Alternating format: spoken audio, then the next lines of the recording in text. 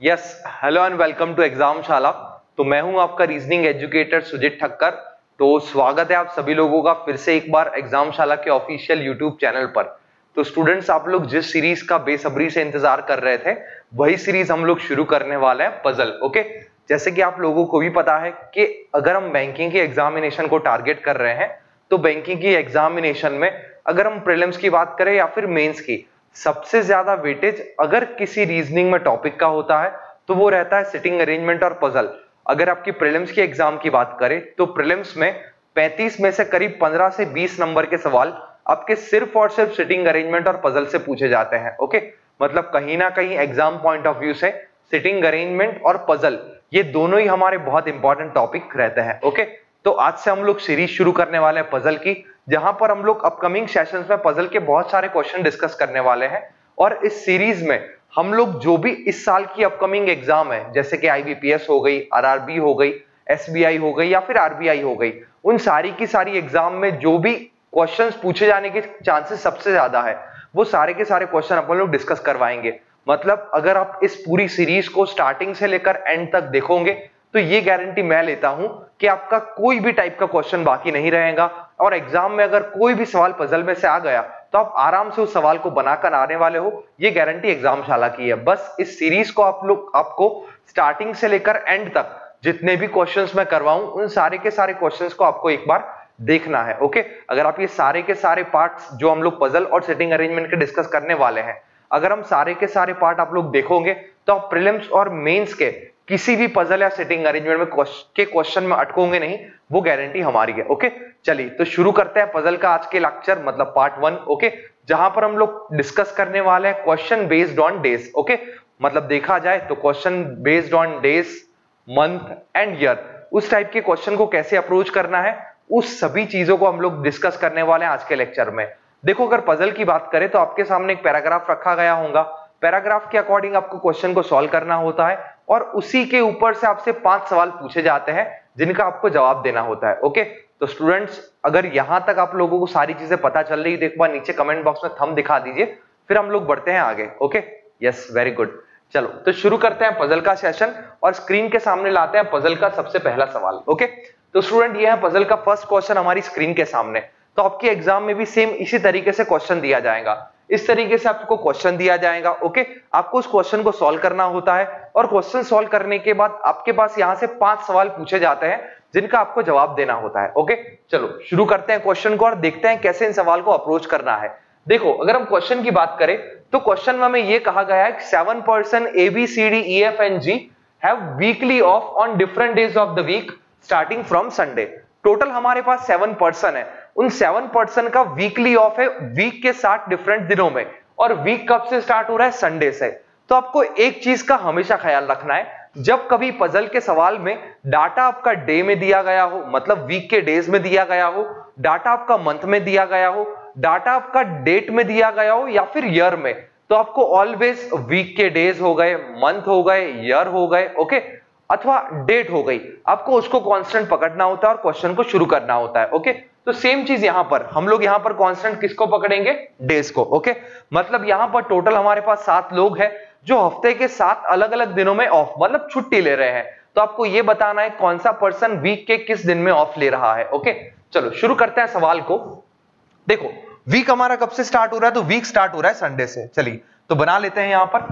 तो week start हो रहा है संडे से, तो संडे, मंडे, उसके बाद Tuesday, Wednesday, Thursday, Friday and Saturday. Okay, week के 7 डिफरेंट दिन है, 7 अलग अलग दिनों में 7 अलग अलग पर्सन ऑफ ले रहे हैं। ओके, तो आपको यह बताना है कौन सा पर्सन वीक के किस दिन में ऑफ ले रहा है। ओके, तो जैसे कि डाटा आपको वीक के डेज में दिया है तो हमें कांस्टेंट किसको पकड़ना है? तो कांस्टेंट हमें पकड़ना है वीक के डेज को। ओके, तो मैंने वीक के डेज को रख लिया और उसके अकॉर्डिंग हम लोग डिसाइड करेंगे कि वीक के कौन से दिन कौन सा पर्सन आपका वीकली ऑफ ले रहा है। ओके, चलो क्वेश्चन शुरू होता है आपका यहां से, F has off on one of the day after B।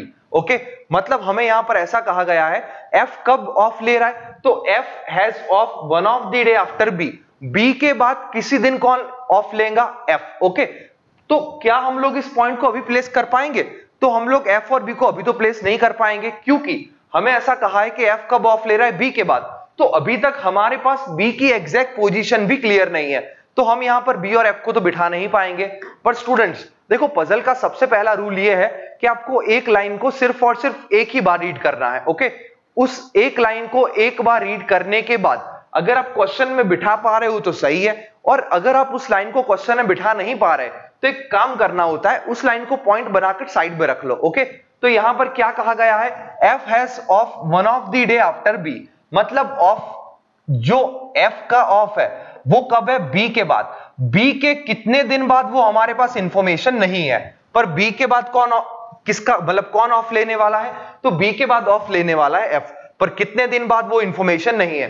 तो मैंने इस वाले पॉइंट को अपने लैंग्वेज में साइड में रख लिया कि बी के बाद किसी दिन कौन लीव लेगा, मतलब कौन ऑफ लेगा, एफ ऑफ लेने वाला है। ओके, चलो next, A does not has off on first day of the week. Okay, अगर ए की बात करें तो ए वीक के फर्स्ट डे में ऑफ नहीं ले रहा। अब वीक का फर्स्ट डे कौन सा है, संडे, मतलब हमें इनडायरेक्टली ऐसा कहना चाह रहा है कि ए संडे को ऑफ नहीं ले रहा। अगर बेटा ए संडे को ऑफ नहीं ले रहा तो वीक के किसी भी दिन ए ऑफ ले सकता है, तो यहां पर हम लोग ए को भी नहीं बिठा पाएंगे, तो हमने यहां पर ए को भी साइड में रख लिया कि ए जो ऑफ ले रहा है वो संडे को नहीं ले रहा। ओके, कौन से दिन ले रहा है वो तो हमें नहीं पता, पर ए संडे को नहीं ले रहा वो हमें पता चल रहा है। ओके, चलो, not more than 3 person has of after E. Okay, E के बाद 3 से ज्यादा लोग ऑफ नहीं ले रहे हैं। ओके, तो not more than 3 person has of after E, E के बाद 3 से ज्यादा लोग ऑफ नहीं ले रहे। ओके, तो यहां पर नहीं ले रहे मतलब मैंने इसको क्रॉस कर लिया कि ई के बाद किसी भी कंडीशन में 3 से ज्यादा लोग नहीं होने चाहिए। अब देखो इस लाइन का मतलब क्या हुआ, 3 से ज्यादा लोग नहीं होने चाहिए, तो या तो ई के बाद 0 होंगे, या तो ई के बाद 1 पर्सन होगा, या तो ई के बाद मतलब 2 लोग, या तो ई के बाद कितने लोग, 3 लोग, मतलब मैक्सिमम ई के बाद कितने लोग ऑफ लेंगे, मतलब कितने लोग लीव लेंगे, 3 ही लोग। ओके, 3 से ज्यादा लोग ई के बाद नहीं आ सकते। उसके बाद G has of immediately before D. Okay, देखो यहां से एक और पॉइंट कनेक्ट हुआ, G has of immediately before D, G कब लीव ले रहा है, डी के जस्ट पहले।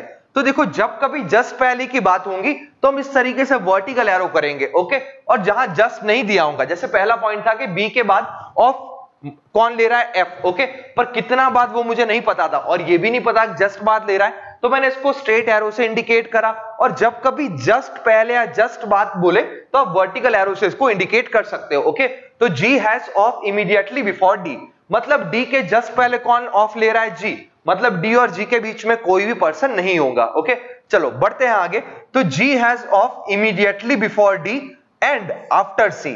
हमें यहां पर ऐसा कहा गया है कि G has of immediately before D, G कब ऑफ ले रहा है, डी से पहले, but after and after C. अब आपके माइंड में डाउट ये होगा कि सर ये एंड किसके लिए इस्तेमाल हुआ है, जी के लिए या फिर सी के लिए।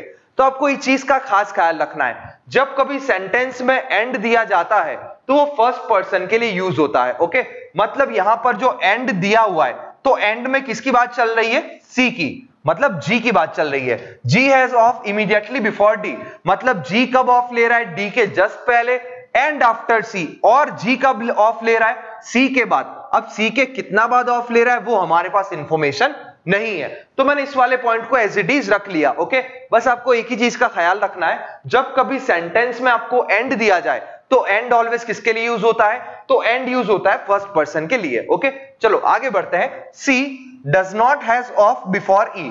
अब ये जो सी है ना वो ई से पहले, मतलब ई से पहले ऑफ नहीं ले रहा, तो ऑब्वियस सी बात है अगर सी ई से पहले ऑफ नहीं ले रहा तो सी कब लीव लेगा, तो सी ऑफ लेने वाला है ई के बाद। तो क्या मैं इस पॉइंट को यहीं से कनेक्ट कर लूं, देखो सी कब ऑफ लेगा, ई के बाद। ओके, तो मतलब ई के बाद मुझे कौन आना चाहिए, सी आना चाहिए। Okay, next, more than 3 person have off between A and D. Okay, A और डी के बीच में कितने लोग ऑफ ले रहे हैं, तो ए और डी के बीच में मोर देन 3 पर्सन ऑफ ले रहे हैं। ओके, चलो अब यहां पर होता है हमारा क्वेश्चन कंप्लीट। ओके, हमने पूरे के पूरे क्वेश्चन को तो रीड कर लिया, पर पूरे क्वेश्चन में कोई भी बंदा नहीं बैठा है, या फिर किसी भी पर्सन के बारे में हमें कोई भी डेफिनेट इंफॉर्मेशन नहीं दी है। ओके, अगर किसी भी, देखो जब कभी आपको पजल का सवाल दिया जाए तो जरूरी नहीं है कि पहले ही पॉइंट से आप लोग क्वेश्चन को स्टार्ट कर पाओगे। ओके, कई बार ऐसा होगा क्वेश्चन कहां से स्टार्ट करना है वो आपको सबसे लास्ट में पता चलेगा। ओके, तो जब कभी आप पजल का सवाल सॉल्व करो, अगर लोग नहीं बैठ पा रहे कोई दिक्कत नहीं, उसको पॉइंट में कन्वर्ट करके साइड में लिखते जाओ। ओके, बाद में 1 बाय 1 करके बिठाते जाएंगे। आपको पजल में बस एक ही चीज का ख्याल रखना है, जब कभी आप किसी भी एक पर्सन को प्लेस कर रहे हो तो पहले उसके बारे में सारी की सारी इंफॉर्मेशन अलग निकाल लीजिए। ओके, और उसके बाद आप क्वेश्चन को सॉल्व करिए। चलो अब यहां पर देखा जाए तो क्या मैं स्टिल पहले पॉइंट को पकड़ के बिठा पाऊंगा? नहीं बिठा पाऊंगा। क्यों? क्योंकि पहले पॉइंट में ऐसा कहा है कि बी के बाद एफ आ रहा है, पर बी के कितना बाद एफ आ रहा है वो पता नहीं है, बी कहां बैठेगा वो भी पता नहीं है। ओके, तो इस पॉइंट को मैं नहीं बिठा सकता। नेक्स्ट, ए संडे को नहीं है, तो ए अगर संडे को नहीं है तो ए मंडे को हो सकता है, ए ट्यूसडे को हो सकता है, ए वेडनेसडे को हो सकता है, थर्सडे को, बहुत सारे दिन बचे हैं, तो हम लोग इस पॉइंट को भी अभी प्लेस नहीं कर पाएंगे। मैं इस पॉइंट को प्लेस करने का ट्राई करता हूं। देखो इस पॉइंट में क्या बोला है, ई के बाद 3 से ज्यादा लोग नहीं होने चाहिए। ओके, और ई से ही एक और पॉइंट कनेक्टेड है कि ई के बाद कौन आना चाहिए? सी आना चाहिए। ओके, सी के बाद जी आना चाहिए, और जी कब जा रहा है? डी से पहले। मतलब यहां पर देखा जाए तो ई के बाद कम से कम 3 लोग तो जा ही रहे हैं ना। देखो क्या बोला है, सी जो है, यहां पर हम लोगों ने पॉइंट देखा था, C does not has off before E, मतलब सी जो है वो ई से पहले ऑफ नहीं ले रहा, मतलब ई के बाद सी लीव ऑफ लेगा। तो मुझे पता है ई के बाद कौन ऑफ लेगा? सी के बाद जी, और जी कब लीव ले रहा है, मतलब जी कब ऑफ ले रहा है? तो डी से जस्ट पहले, मतलब ई के बाद 3 बंदे तो मुझे मिल गए, ई के बाद सी के बाद जी और जी के बाद डी। और हमें ई के बारे में इंफॉर्मेशन कही भी गई है कि ई के बाद 3 से ज्यादा लोग नहीं हो सकते। अब देखो, अब ई के बाद 3 से ज्यादा लोग नहीं, अगर तुम ई को यहां पर बिठाते सैटरडे पर तो ई के बाद सी के बाद जी के बाद डी नहीं बैठ पाते। अगर आप ई को यहां बिठाते मतलब फ्राइडे को, तो फ्राइडे को अगर आप ई को बिठाते तो ई के बाद सी के बाद जी के बाद डी, ये पॉसिबल नहीं है। अगर आपने ई को यहां बिठाया, ओके, तो ई के बाद 3 से ज्यादा लोग नहीं होने चाहिए, तो 3 से ज्यादा लोग नहीं है, सिर्फ 3 ही लोग है। ओके, ई के बाद किसको बिठाना है? सी को, सी के बाद किसको बिठाना है? जी को, और जी कब बैठा है? डी के जस्ट पहले। ओके, तो देखो ये दोनों पॉइंट फुलफिल हो रहे हैं। पॉइंट क्या बोला था? G has of immediately before D. G कब ऑफ ले रहा है? तो जी ऑफ ले रहा है डी से जस्ट पहले। ओके, तो डी के जस्ट पहले हम लोगों ने जी को बिठा लिया, और जी कब ऑफ ले रहा है? आफ्टर सी, और कब ऑफ ले रहा है? सी के बाद। ओके, और सी जो है वो ई के पहले ऑफ नहीं ले रहा, तो ऑब्वियस सी बात है कब ऑफ लेगा? ई के बाद। ओके, चलो क्लियर यहां तक। तो ये पूरे के पूरे दोनों पॉइंट एक साथ प्लेस हो गए। अगर आपने डी को बिठा लिया तो आप इजीली डी की हेल्प से किसको बिठा पाओगे? ए को। क्या बोला है कि डी और ए के बीच में मोर देन 3 पर्सन ऑफ ले रहे हैं, और ए जो है वो संडे को ऑफ नहीं ले रहा।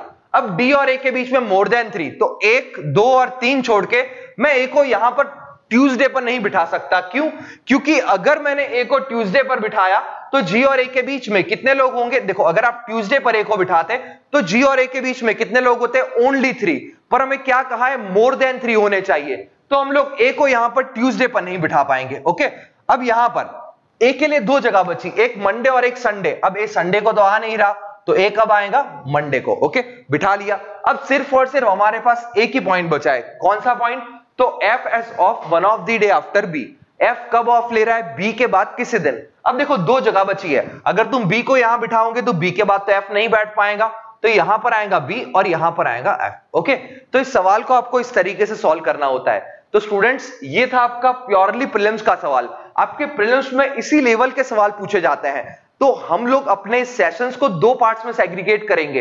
पहले हम लोग सारे के सारे प्रीलिम्स लेवल के क्वेश्चन देखेंगे, फिर हम लोग थोड़े, मतलब अभी जो हम लोग क्वेश्चन देख रहे हैं वो इजी लेवल, मतलब प्रीलिम्स लेवल, फिर आगे जाते हैं हम लोग क्वेश्चन का लेवल इंक्रीज करते जाएंगे। ओके, तो अगर आपको यहां तक बिल्कुल क्लियर हो गया हो कि कैसे हम लोगों ने सॉल्व किया है, तो फटाफट एक बार कमेंट बॉक्स में नीचे थंब दिखा दीजिए। ओके, चलो, तो आई होप आप सभी को यहां पर पता चल गया होगा क्वेश्चन को हम लोगों ने किस तरीके से यहां पर सॉल्व किया है। ओके, तो आपको एक ही चीज का ख्याल रखना है कि एक लाइन को आपको सिर्फ और सिर्फ एक ही बार रीड करना है। ओके, मतलब देखो एग्जाम में अगर प्रैक्टिकली हम लोग बात करें तो आपके पास इतना टाइम होगा ही नहीं कि आप उस एक क्वेश्चन को 2 से 3 बार रीड कर पाओ।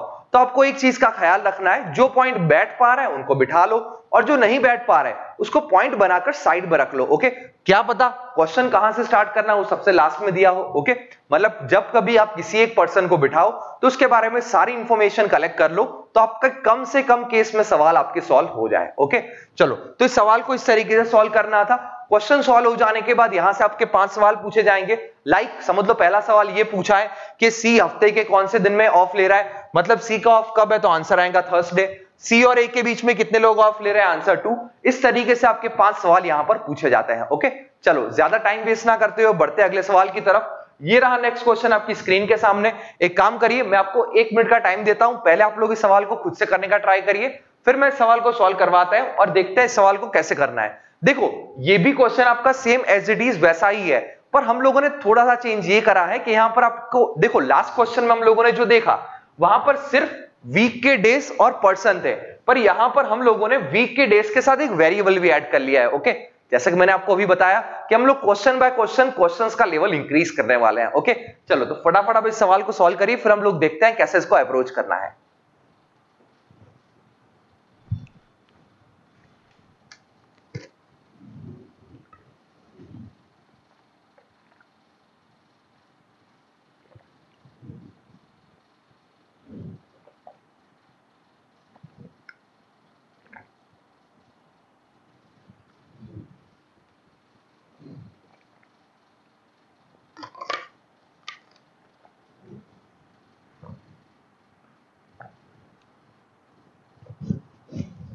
चलिए, आई होप आप लोगों ने सॉल्व करने का ट्राई किया होगा, थोड़ा बहुत कर लिया होगा। ओके, चलो बढ़ते हैं क्वेश्चन की तरफ और देखते हैं क्वेश्चन को कैसे अप्रोच करना है। ओके, चलो देखो हमें यहां पर क्या कहा गया है, तो यहां पर हमें यह कहा गया है कि A B C D E and F are 6 person working in a same company, all of them work in different team, और टीम के नाम आपको गिवन है support, IT, content, blog, video and HR. Okay, मतलब हमारे पास total 6 लोग हैं, वो एक ही कंपनी में काम कर रहे हैं और हर पर्सन एक डिफरेंट टीम में काम कर रहा है। ओके, टीम के नाम है आपके support, IT, content, blog, video and HR. Okay, they do this works on particular days in a week starting from Monday to Saturday.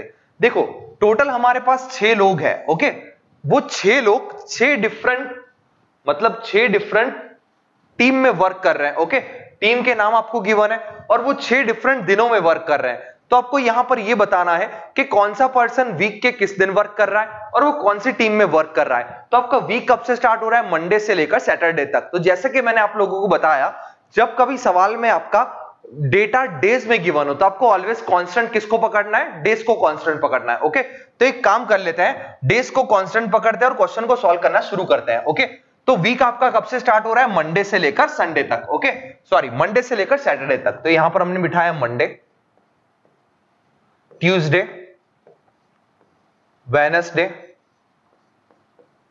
Thursday, Friday and Saturday. Okay, तो 6 के 6 लोगों को हमें यहां पर बिठाना है।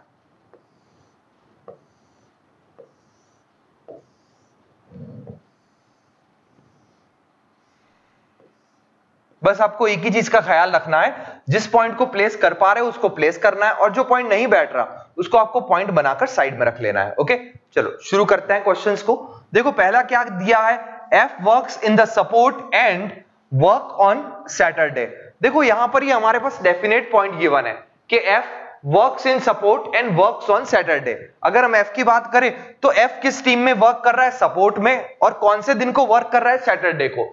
तो यहां पर सैटरडे में कौन आ गया, एफ, और एफ की टीम का नाम क्या है, सपोर्ट। ओके, मतलब एस किस टीम में वर्क कर रहा है, सपोर्ट। ओके, तो यहां पर हमने सैटरडे को बिठा लिया एफ, और एफ की टीम कौन सी है, support. Okay, next, the person who works in the video works on Thursday. मतलब जो पर्सन वीडियो टीम में वर्क कर रहा है वो कब वर्क कर रहा है, थर्सडे। ओके, तो थर्सडे में क्या आ गया, वीडियो टीम। ओके, तो यहां पर वीडियो रख लिया। तो the person who works in video works on Thursday, जो पर्सन वीडियो टीम में वर्क कर रहा है वो कब वर्क कर रहा है, थर्सडे को। ओके, उसके बाद अगर हम लोग बात करें तो नेक्स्ट पॉइंट आपका ये है, C does his work on Wednesday. देखो ये भी कहीं ना कहीं डेफिनेट पॉइंट है, सी कब काम कर रहा है, वेडनेसडे को। तो यहां पर वेडनेसडे पर हमने किसको बिठा लिया, सी को। तो C does his work on Wednesday, C कब वर्क कर रहा है, वेडनेसडे को। उसके बाद but he is not from content team, पर सी कंटेंट से नहीं है। ओके, मतलब हम लोग एक काम करते हैं, यहां पर साइड में लिख लेते हैं कि यहां पर सी के साथ कंटेंट कभी नहीं आएगा। ओके, मतलब we can't place content here, content को हम लोग यहां पर बिठा नहीं पाएंगे। ओके, चलो आगे बढ़ते हैं। The person who works in IT works on Friday. देखो कहीं ना कहीं ये भी डेफिनेट पॉइंट है कि जो भी पर्सन आईटी टीम में वर्क कर रहा है वो कब वर्क कर रहा है, फ्राइडे को। Okay, the person who work in IT works on Friday. जो भी पर्सन आईटी में वर्क कर रहा है वो कब वर्क कर रहा है, फ्राइडे को। तो यहां पर हम लोगों ने फ्राइडे में रख दिया आईटी। ओके, मतलब आईटी टीम वाला पर्सन कब आना चाहिए, आईटी टीम वाला पर्सन आना चाहिए फ्राइडे को। ओके, चलो आगे बढ़ते हैं। The person who work in IT work on Friday but not by D. पर ये जो आईटी का वर्क है वो डी के द्वारा नहीं करा जा रहा, मतलब हमें यहां पर इनडायरेक्टली ये कहा जाया कि आईटी में हम लोग डी को प्लेस नहीं कर सकते। ओके, चलो आगे बढ़ते हैं। A does his work on Monday. A अपना काम कब कर रहा है, मंडे को। तो यहां पर हम लोगों ने डायरेक्टली ए को कब बिठा दिया, मंडे को। तो A does his work on Monday. Okay, उसके बाद अगर हम लोग बात करें तो E does not work on Tuesday and does not work in content. अगर हम ई की बात करें तो ए ट्यूसडे को वर्क नहीं कर रहा, मतलब हम लोग ई को यहां पर नहीं बिठा सकते। ओके, और यस यहां पर रख लिया ई को। और उसके अलावा ई के बारे में एक और इंफॉर्मेशन है कि ई कंटेंट टीम के साथ भी वर्क नहीं कर रहा। ओके, एक तो पॉइंट ये था कि ई ट्यूसडे को वर्क नहीं कर रहा और दूसरा ई कंटेंट टीम के साथ वर्क नहीं कर रहा। ओके, चलो B works in blog but does not work on Monday and Friday. अगर हम बी की बात करें तो बी किस में वर्क कर रहा है, ब्लॉक में। मतलब हमें बी और ब्लॉक को साथ में बिठाना है। देखो बी के लिए हमारे पास सिर्फ और सिर्फ एक ही जगह बची है। क्यों एक ही जगह, क्योंकि बी ब्लॉक टीम में काम कर रहा है, मतलब बी के लिए पूरी जगह हमें खाली चाहिए। तो बी और ब्लॉक, अगर मैंने बी को यहां रखा तो ब्लॉक यहां नहीं बैठ पाएगा, अगर बी को फ्राइडे पर रखा तो भी ब्लॉक नहीं बैठ पाएगा। तो बी के बिठाने के लिए एक ही जगह है, कौन सी, ट्यूसडे को, और बी को यहां पर बिठा लिया। और बी का टीम कौन सा है, ब्लॉक, तो यहां पर रख लिया हम लोगों ने ब्लॉक। अब देखो यहां पर पूरा का पूरा सवाल हमारा सॉल्व हो गया। जिन पर्सन्स के बारे में डेफिनेट इंफॉर्मेशन हमें गिवन थी उन सारे के सारे पर्सन्स को हम लोगों ने बिठा लिया, और जिन पर्सन के बारे में हमारे पास डेफिनेट इंफॉर्मेशन नहीं थी हमने उन सबको पॉइंट बनाकर साइड में कहीं ना कहीं नोट डाउन कर लिया है। अब फटाफट उन पर्सन को प्लेस कर लेते हैं जिनके बारे में कम इंफॉर्मेशन दी गई थी। ओके, चलो अब अगर ई की बात करें, देखो डी की बात करें तो डी आईटी से नहीं है, मतलब मैं डी को फ्राइडे पर नहीं बिठा सकता। बेटा अगर मैं डी को फ्राइडे पर नहीं बिठाऊंगा तो हमारे पास डी के लिए सिर्फ और सिर्फ एक जगह बची है, कौन सी, थर्सडे। तो यहां पर थर्सडे पर किसको बिठा लिया, डी को, क्योंकि हम लोगों ने यहां पर साइड में लिखा था ना कि डी आईटी में नहीं है। समझ लो अगर आप इस पॉइंट को ना लिखते तो कहीं ना कहीं आपको पूरा क्वेश्चन दोबारा रीड करना पड़ता, और प्रैक्टिकली एग्जाम में अगर देखा जाए तो हमारे पास इतना टाइम नहीं होता है कि हम लोग एक ही सवाल को दोबारा रीड कर पाए। ओके, तो देखो डी को यहां पर रखा था, डी आईटी में नहीं है तो डी के लिए एक ही जगह बची थी वीडियो, तो वहां पर बिठा लिया डी को। उसके बाद एक ही पर्सन बचा ई, तो ई को कहां बिठाएंगे, बची हुई जगह पर। ओके, अब यहां पर अगर हम बात करें तो हमने देखो यहां पर डी प्लेस कर दिया तो डी को यहां से हटा देते हैं, ई को प्लेस कर लिया, ई को हटा लेते हैं। ओके, अब ई कंटेंट से नहीं है तो ई आ गया आईटी में। ओके, अब हमारे पास एक ही पॉइंट बचा कि सी कंटेंट से नहीं है, मतलब कंटेंट को मैं वेडनेसडे पर नहीं रख सकता। अगर कंटेंट को वेडनेसडे पर नहीं रख पाएंगे तो बाय डिफॉल्ट हमारे पास कंटेंट के लिए एक ही जगह बचेंगी, कौन सी, मंडे की। तो यहां पर कौन रख लिया, कंटेंट। ओके, और यहां पर अगर देखा जाए तो 6 में से 5 टीम बैठ गई, एक ही टीम बची है और बची हुई टीम बैठेंगी बची हुई जगह पर। तो कौन सी टीम बची है, तो टीम बची है अपने पास एचआर, तो यहां पर आ जाएंगी बची हुई एचआर टीम। ओके, चलो आई होप स्टूडेंट्स आप सभी को यहां तक बिल्कुल क्लियर हो रहा होगा कि किस तरीके से हम सवालों को अप्रोच कर रहे हैं। ओके, तो आपके सेम इसी टाइप के सवाल आपके प्रीलिम्स के एग्जाम में पूछे जाते हैं। ओके, आई होप आपको मजा आ रहा होगा सेशन में। ओके, तो ये थे डेज वाले दूसरा क्वेश्चन। देखो या तो आपके एग्जाम में सिंपल क्वेश्चन पूछा जाएगा जो हम लोगों ने लास्ट अभी देखा वो, या तो इस टाइप का क्वेश्चन जहां पर पर्सन के साथ साथ आपको एक वेरिएबल भी दिया होगा और उस वेरिएबल को आपको यहां पर प्लेस करना होता है। ओके, चलो तो आई होप आप सभी को यहां तक पता चला होगा किस तरीके से आपको सॉल्व करना है। देखो अगर आपको अभी के 2 सवाल पता चले हैं तो आपको पजल की सीरीज के आखिरी सवाल तक सारे के सारे सवाल पता चलेंगे, उसकी गारंटी मेरी है। बस आपको इस सीरीज को कंटिन्यूअस बेसिस पर देखते रहना है। ओके, चलो बढ़ते हैं आगे। नेक्स्ट क्वेश्चन, एक काम करते हैं, हाँ ये रहा एक और सवाल, फटाफट इस सवाल को सॉल्व करिए। ये भी डे बेस्ड सवाल है, इस सवाल को सॉल्व करिए और बताइए क्या होगा इस सवाल का सही जवाब। ओके, एक काम करता हूं, 1 मिनट का समय देता हूं आप लोगों को, एक बार इस सवाल को सॉल्व करिए, फिर मैं इस सवाल को सॉल्व करवाता हूं और देखते हैं कि सवाल का एग्जैक्ट और करेक्ट आंसर क्या है।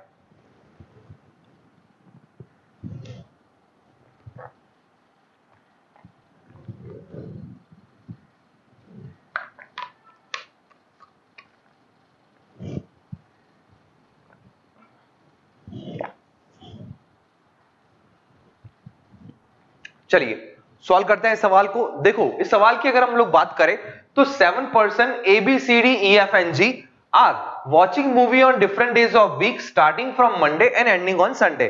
टोटल हमारे पास यहां पर 7 लोग हैं जो हफ्ते के 7 अलग अलग दिनों में मूवी देख रहे हैं। ओके, वीक आपका कब से स्टार्ट हो रहा है उस बात का आपको खास ख्याल रखना है कि वीक आपका संडे से स्टार्ट हो रहा है या फिर मंडे से। तो वीक आपका स्टार्ट हो रहा है मंडे से। तो एक काम करते हैं, पहले वीक के डेज को बिठा लेते हैं। तो यहां पर बिठाया हम लोगों ने मंडे को, मंडे, ट्यूसडे, उसके बाद Wednesday, Thursday, Friday and Saturday and Sunday. Okay, तो यहां पर वीक के डेज को हम लोगों ने कांस्टेंट पकड़ लिया। अब वीक के डेज को कांस्टेंट पकड़ने के बाद आपको यहां पर पर्सन्स को बिठाना है। हमें यहां पर ऐसा कहा गया था कि टोटल हमारे पास 7 पर्सन थे जो वीक के 7 अलग अलग दिनों में मूवी देखने जा रहे थे, और आपको यह बताना है कि वीक के कौन से दिन कौन सा पर्सन मूवी देखने जा रहा है। ओके, चलो शुरू करते हैं क्वेश्चन। देखो अब पहला पॉइंट आपको यह गिवन है कि B is going to watch movie on Tuesday. अब बी कब मूवी देख रहा है? तो बी मूवी देख रहा है ट्यूसडे को। तो ये देखो डेफिनेट पॉइंट है, मैंने यहां पर बिठा लिया बी को। तो B is watching movie on Tuesday, तो यहां पर आ गया हमारा बी। ओके, चलो उसके बाद अगर हम लोग बात करें तो F is going to watch movie on adjacent day of B. अब आपके माइंड में डाउट ये होगा सर एडजेसेंट डे का मतलब क्या होता है? तो बेटा एडजेसेंट डे का मतलब जस्ट पहले वाले दिन या फिर जस्ट बाद वाले दिन। ओके, तो एफ कब मूवी देख रहा है? Adjacent day of B. Adjacent day of B का मतलब यह है कि या तो एफ बी के जस्ट बाद मूवी देखेगा या तो एफ बी के जस्ट पहले मूवी देखेगा। ओके, पर हमें यहां से बिल्कुल भी पता नहीं चल रहा कि एफ जस्ट बाद देखेगा या जस्ट पहले। अब समझ लो आपने एफ को पहले बिठाकर आपने पूरा क्वेश्चन सॉल्व कर लिया, अब आपको लास्ट में पता चला ये तो केस गलत था, तो वापस आप पूरा क्वेश्चन दोबारा पढ़ोगे, एफ को नीचे बिठाओगे, मतलब एफ को जस्ट बाद बिठाओगे और क्वेश्चन को सॉल्व करोगे। तो प्रैक्टिकली हमारे पास एग्जाम में इतना सारा टाइम नहीं होगा कि एक पूरा क्वेश्चन, मतलब अगर एक पूरा केस गलत हो जाए अब उसके बाद केस 2 बनाओ। ओके, तो एग्जाम में हमारे पास इतना टाइम बिल्कुल भी नहीं होने वाला। एक काम कर लेते हैं, दोनों केस साथ में लेकर चलते हैं, क्योंकि मुझे पता है F is going to watch movie on adjacent day of B. इसका सिंपली मतलब यह है कि एफ या तो बी के जस्ट बाद मूवी देखने जाएगा या तो बी के जस्ट पहले। ओके, तो एफ के लिए 2 पॉसिबिलिटी है, बी अगर ट्यूसडे को आ रहा है तो एफ या तो मंडे को आएगा या तो वेडनेसडे को, पर एफ एग्जैक्टली कहां पर है वो पता नहीं है। तो एक काम कर लेते हैं, यहां से 2 केस बना लेते हैं। ये बना हमारा केस नंबर 1 और ये बना केस नंबर 2। मतलब दोनों में से आपका एक केस सही होगा और एक गलत। ओके, पर जब कभी आपका एक केस गलत हो जाएगा तो आपको पूरा क्वेश्चन पहले से स्टार्ट नहीं करना पड़ेगा, डायरेक्टली हम लोग नेक्स्ट क्वेश्चन मतलब नेक्स्ट केस में स्विच कर लेंगे। ओके, चलो देयर आर, तो एक काम करते हैं, पहले तो एफ को बिठा लेते हैं। एक बार मैंने एफ को जस्ट बी के पहले बिठाया और एक बार एफ को मैंने जस्ट बी के बाद बिठाया। ओके, चलो उसके बाद आगे बढ़ते हैं। There are 3 days gap between the day on which F and A are going to watch movie. F और ए के बीच में कितने दिनों का गैप है? 3 दिनों का। अगर एफ यहां पर बैठा है तो 1, 2 और 3 छोड़ के इस केस के अकॉर्डिंग ए यहां पर आएगा, और अगर एफ यहां बैठा है तो 1, 2 और 3 छोड़ के इस केस के अकॉर्डिंग ए यहां पर आएगा। ओके, तो there is 3 days gap between F and A. Okay, चलो आगे बढ़ते हैं। Next, G is going to watch movie just after D. देखो इस लाइन को अभी बिठा पाएंगे? नहीं, क्योंकि देखो G is going to watch movie just after D, D के जस्ट बाद जी। अगर आप जी को यहां बिठाओगे तो sorry yes, G is going to watch movie just after D. अगर आप डी को यहां बिठाओगे तो यहां पर आ जाएगा जी, अगर डी को यहां बिठाओगे तो यहां पर आ जाएगा जी, डी को यहां बिठाओगे जी यहां पर, डी को यहां बिठाओगे तो जी यहां पर। अभी बहुत सारी पॉसिबिलिटी है, तो हम लोग डी और जी को तो प्लेस नहीं कर पा रहे। एक काम करते हैं, इस पॉइंट को साइड में रख लेते हैं कि G is going to watch movie just after D. D के जस्ट बाद कौन मूवी देखने जा रहा है? जी। तो G is going to watch movie just after D. D के जस्ट बाद कौन मूवी देखेगा? डी। ओके, तो there are as many persons are watching movie between A and G same as between D and C। अब ये point कहना क्या चाह रहा है? तो पॉइंट ऐसा कहना चाह रहा है कि जितने लोग A और G के बीच में आएंगे, बराबर, जितने लोग A और G के बीच में आएंगे उतने ही लोग किसके बीच में आएंगे? C और D के बीच में। मतलब अगर समझ लो A और G के बीच में 2 लोग मूवी देखने जा रहे हैं तो सी और डी के बीच में भी कितने लोग मूवी देखने जाएंगे? 2 लोग मूवी देखने जाने वाले हैं। ओके, मतलब जितने लोग ए और जी के बीच में मूवी देखने जाएंगे उतने ही लोग सी और डी के बीच में मूवी देखने जाएंगे। ओके, चलो आखिरी point, C is watching movie before D but not just before. अब देखो हमें सी के बारे में एक इंफॉर्मेशन गिवन है, C is watching movie before D. C कब मूवी देख रहा है? डी से पहले, पर डी से जस्ट पहले नहीं देख रहा। ओके, देखो C is watching movie before D, C कब मूवी देख रहा है? डी से पहले, पर डी से जस्ट पहले नहीं देख रहा। ओके, तो हमारे पास ये 2 पॉइंट है जिनको हमें बिठाना है। ओके, देखो बाकी सारे लोग तो बैठ गए, अब इन लोगों के बारे में क्या इंफॉर्मेशन थी कि जी कब मूवी देखने जा रहा है? तो जी मूवी देखने जा रहा है डी के जस्ट बाद। ओके, दूसरा, जितने लोग ए और जी के बीच में मूवी देखेंगे उतने ही सी और डी के बीच में देखेंगे, और डी के पहले कौन मूवी देखने जा रहा है? सी, और पर डी के जस्ट पहले सी नहीं जा रहा। ओके, चलो इस पॉइंट को बिठाने का ट्राई करते हैं। अगर यहां पर बात करें तो डी के जस्ट बाद जी जाइए, तो डी और जी के बीच में, डी और जी के लिए एक साथ में खाली जगह ये दिख रही है और ये दिख रही है। पर अगर देखो मैंने डी और जी को अगर यहां बिठा लिया तो क्या डी के पहले मतलब कभी सी जा पाएगा मूवी देखने? नहीं, क्योंकि डी के पहले तो कोई जगह ही नहीं बच रही, मतलब मैं डी और जी को इस वाली खाली जगह पर नहीं बिठा सकता। ओके, तो मैंने यहां पर बिठाया डी और यहां पर बिठाया जी। हो रहा है क्लियर? देखो जैसा मैंने कहा था कि जी के जस्ट बाद डी, अगर तुम डी और जी को यहां बिठा दे तो डी के ऊपर सी तो कभी आने से रहा। ओके, तो यहां पर आ गया डी और डी के जस्ट बाद जी। ओके, फिर क्या पॉइंट था? जितने लोग ए और जी के बीच में उतने ही सी और डी के बीच में। ए और जी के बीच में कितने पर्सन है? 1, तो ए और जी के बीच में 1 है तो सी और डी के बीच में भी 1 होगा, तो 1 छोड़ के यहां पर कौन आ गया? सी। देखो कंडीशन फुलफिल हो रही है, जितने लोग ए और जी के बीच में उतने ही सी और डी के बीच में। पॉइंट क्या था? डी के ऊपर सी होना चाहिए पर डी के जस्ट ऊपर सी नहीं। तो देखो डी के ऊपर कौन मूवी देखने जा रहा है? सी, मतलब डी से पहले कौन मूवी देखने जा रहा है? सी। अब अकॉर्डिंग टू क्वेश्चन कौन बचा? ई आएगा बची हुई जगह पर, और ये हो गया आपका सही आंसर। ओके, तो ये होने वाला है आपका सही आंसर। ओके, पर एक काम करते हैं, बगल वाला केस कैसे गलत हुआ उसको भी जरा एक बार समझ लेते हैं। ओके, पर हाँ एग्जाम में अगर आपका सही आंसर आ जाए तो आपको बगल वाला गलत करने नहीं जाना है। ओके, मतलब उस क्वेश्चन उस केस को वहीं छोड़ देना है और आंसर को टिक कर देना है। कई लोग ऐसे होते हैं क्वेश्चन एक सॉल्व हो गया फिर भी ऐसा मत कहना सर ने कहा था दूसरा वाला भी चेक करना है। नहीं, अगर एक ही में आपका सही जवाब आ गया मतलब पूरा का पूरा क्वेश्चन बैठ गया तो आपको दूसरा चेक करने की जरूरत नहीं है। ओके, पर स्टिल आपको चेक करके दिखा देता हूं दूसरा केस कैसे गलत हो रहा है। ओके, चलो हमें ऐसा कहा है कि डी के जस्ट बाद जी, तो बेटा एक तो मेरे पास जगह ये है, अगर तुम डी को यहां बिठाओ और जी को यहां बिठाओ। ओके, पहली पॉसिबिलिटी है, तो जी और ए के बीच में कितने पर्सन है? 1 पर्सन। तो क्या कभी डी और सी के बीच में 1 पर्सन हो पाएंगे? नहीं हो पाएंगे, तो हम लोग यहां पर तो डी को बिठा नहीं सकते। ओके, उसके बाद अगर हम बात करें तो मैं डी को थर्सडे पर नहीं बिठा सकता। ओके, डी को थर्सडे पे बिठा नहीं सकता, डी को मंडे पर बिठाया तो डी के जस्ट बाद जी नहीं आ पाएगा, डी को थर्सडे पर बिठाया तो सी नहीं बैठ पाएगा, अगर डी को सैटरडे पर बिठाया तो भी डी के जस्ट बाद जी नहीं बैठ पाएगा। तो डी के लिए एक ही जगह बची, कौन सी? फ्राइडे वाली।